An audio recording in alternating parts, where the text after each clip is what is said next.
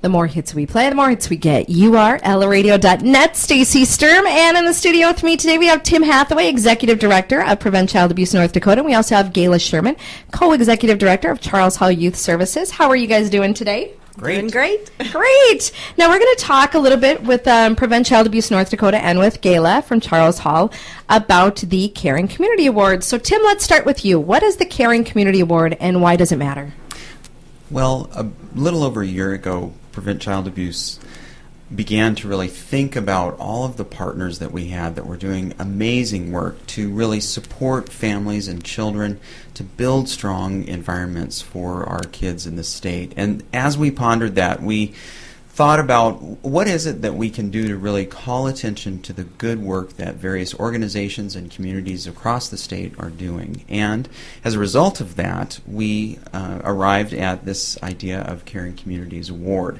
So we've asked communities around the state, and communities really is defined pretty broadly. So that could be a neighborhood, it could be a church faith community, it could be an organization community, or it could be an entire community, an entire population of folks that come together and decide that they're committed to and making a public statement about their commitment to building strong kids and families. And like it says in your name, it's Prevent Child Abuse North Dakota. So even though like Gayla is here from Bismarck, you honor Fargo, Minot, Grand Forks, all across the state. Absolutely. We've accepted nominations from all across the state, and again, we're looking for nominations for the 2015 awards. So as people listen to this and you're thinking about folks that are really working hard to prevent child abuse in your community, anywhere in the state, we're happy to have those nominations from. Okay, so if I wanted to nominate a community or an organization, how would I do that? The process is really pretty simple. You can go to our website, which is www.pcand.org. You'll find a link to the application there, and you can complete it and get it back to our office, and it's as easy as that. Okay. Now, Gayla, you guys were recently the recipient of the 2014 Caring Community Award. So you're with Charles Hall. Tell us a little bit about Charles Hall Youth Services and what you guys do. Well, we've been around almost 50 years now, and we actually serve children from across the state. So I think that's one reason the board member that nominated us chose to do so this year. Yeah. Even though we're in Bismarck, we serve kids from all over the state. The majority of our kids do come, though, from the Bismarck-Mandan area.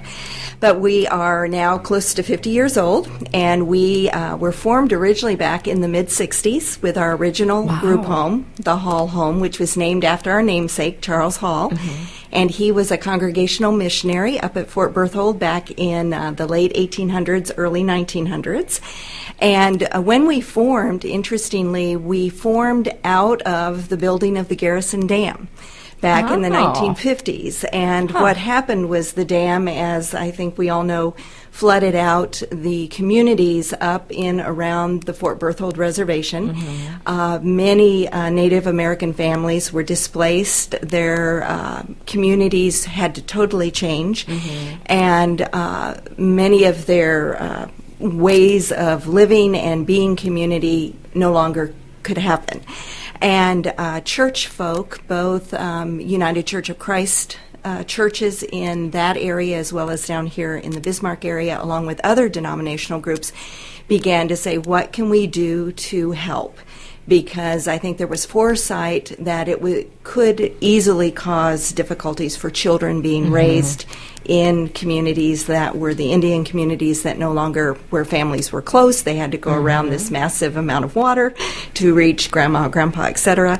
So it really took about 10 years of a lot of conversation, planning, working together, and then the Hall Home was created in 1965, and the first residents came in 66. And the original home only served Native American boys from Fort Berthold. And again, the purpose was to give the kids a chance to be in good schools, learn a trade, get employment, and hopefully have a chance at healthy adulthood. As we went into the 70s, then we grew as an organization to serve girls as well as boys.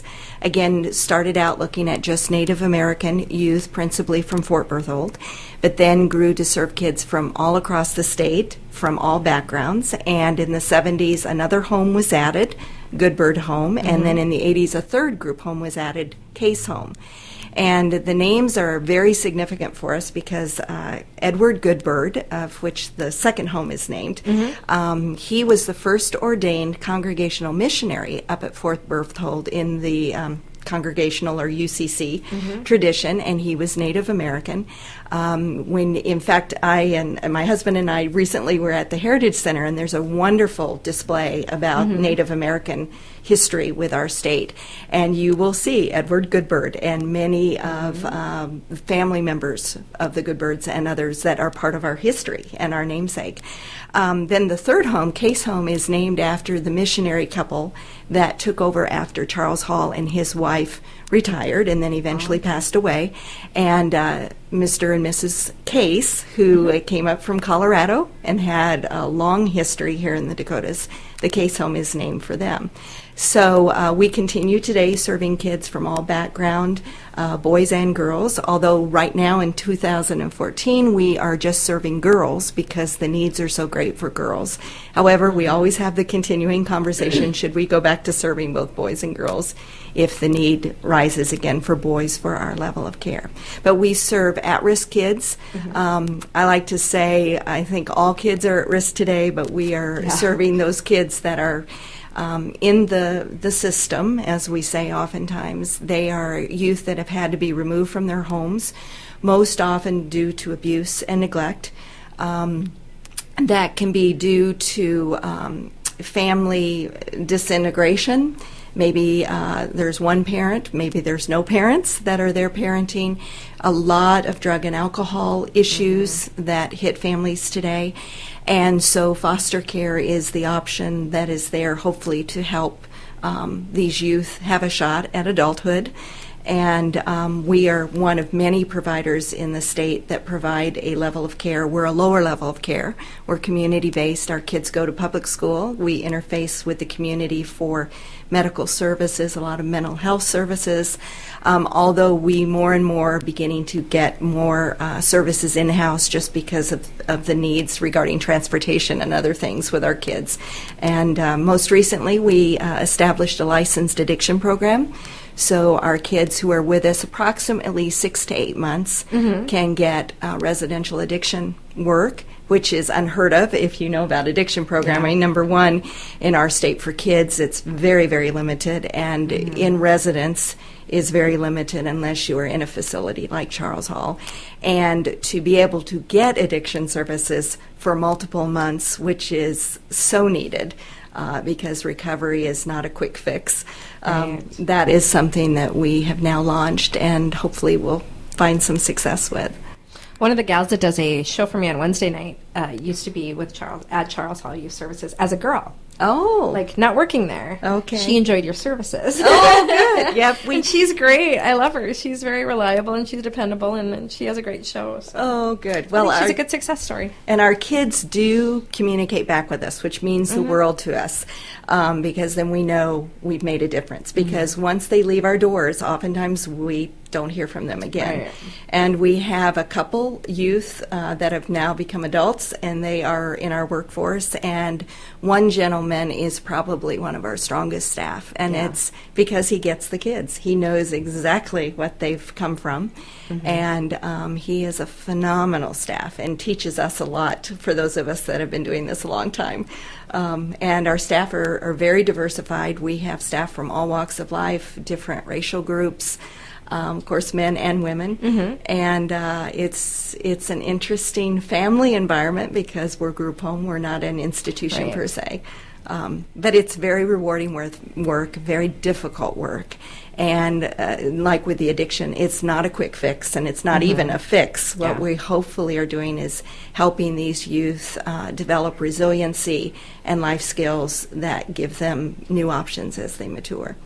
And you guys have a celebration coming up. Yes. So tell us about that. We will be 50 years old in December of 2015.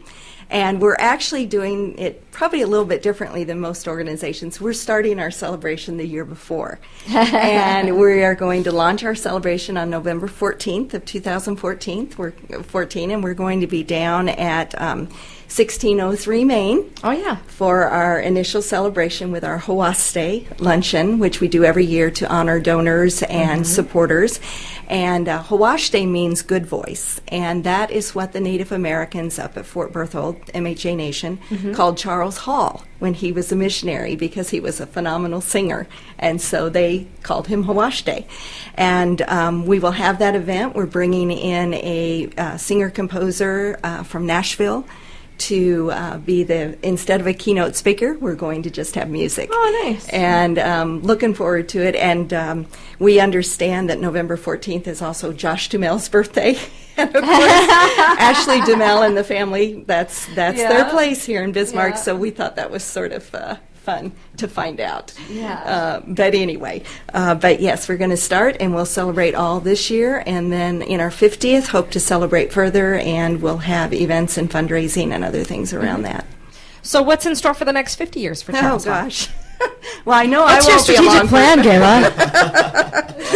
Actually, before this interview, I went into my husband's office. We're co-directors, and I said, so, the next 50 years. And Gail just celebrated his 60th year this year, so we sort of smiled. But one of the things that both of us feel very strongly about is that I think our mission will continue. The world is changing very quickly compared to past decades. But one of the things we feel very strongly about is that there will be a greater need, and the need's great right now, but for more partnership between nonprofit or not-for-profit, for-profit, and government. Yeah. Not one of those groups can do the work alone. We need each other. We need the community. And in order to meet the needs of communities, kids, families comprehensively, and not dissecting the different needs, we've got to come together, because the for-profit has resources, not-for-profit has resources, government, of course, has resources.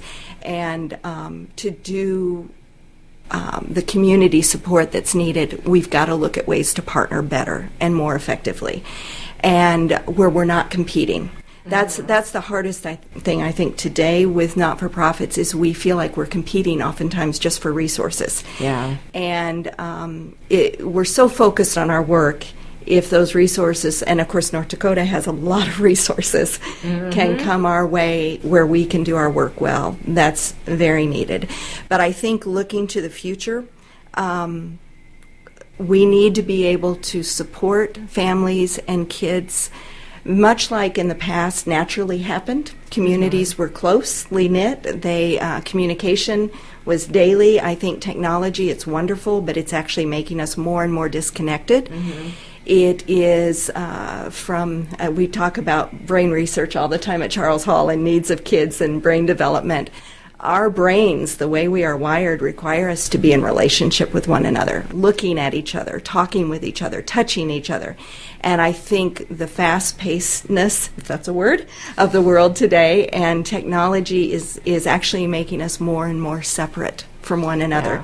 And so it will be an interesting challenge as the future unfolds. And what we wish for kids and families is that they can find a foundation to stand on, groundedness. And again, when you're at a computer all day, you don't get that. And that also requires social skills.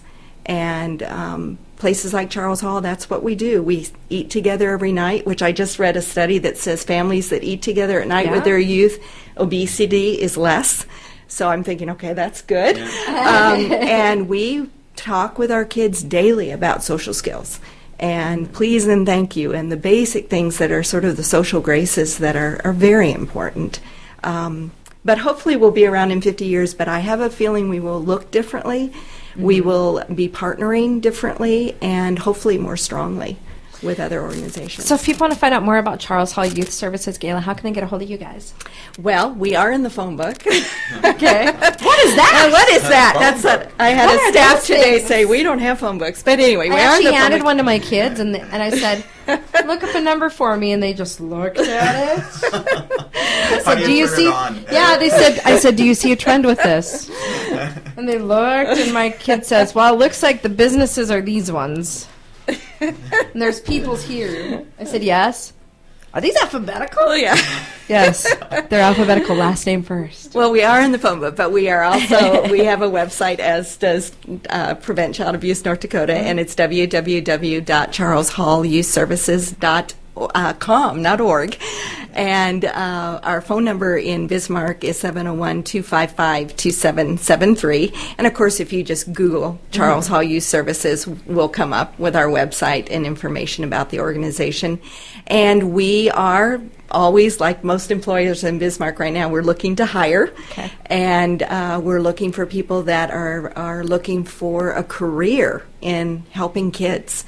And it's fun. It's very different than an 8-to-5 job. We are out climbing the mountains in Montana with the kids. We're swimming with the kids. We're canoeing with the kids. We're doing art projects with the kids with Impact Creative Arts. We drum with the kids. We have a new program called Drum Beat, which uses 13 djembes. And so it's an active program for our staff. But yeah, you can find us through all the technological things that are out there. And Tim, if people want to find out more about Prevent Child Abuse North Dakota, how can they get a hold of you guys? Our website, again, www.pcand.org. Give us a call, 701-223-9052.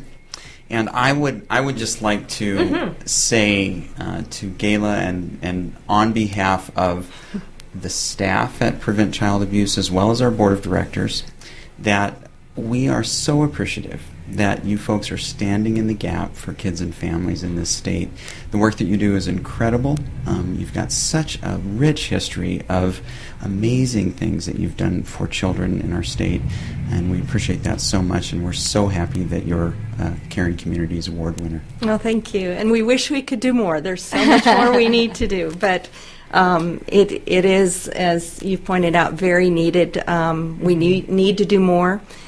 Sources of Strength, which is another Bismarck organization which serves actually kids all over the country, is another recipient of the award, and we talk off and on with them about the suicide prevention work that they do with a peer approach, peer mentors, and our kids in Charles Hall deal with suicide regularly within their families, they themselves, and it's a real issue. And I was at a meeting recently with First Link, which is based in Fargo, but again, it's all over the state. And if my memory is correct, about 5% of the calls that they handle are dealing with suicide. So the needs are great. And one of the things I do want to mention, if we have time, is North Dakota has such an opportunity right now with the financial stability of the state and the major amounts of dollars that are there. And one of the things that is concerning for child prevention or child abuse and prevention organizations is, I think, because our state's infrastructure needs are so great and they need to be tended to, but especially up in the oil country or the oil patch, as we say, the issues around children are almost getting buried. And they're not as visible anymore because the shift is focused to those. The spotlight is off of that. Right. And, the need for addiction counselors, the need for social workers, the need for teachers, all of that. But it's important that we have advocates out there speaking out, what about the children, what about the children? Because we do have enough resources in the state to take care of kids. And I've always lived in big cities, and my husband and I and family have now been here 10 years. And I have many times thought, my gosh, North Dakota can get their arms around this with 750 to 800 kids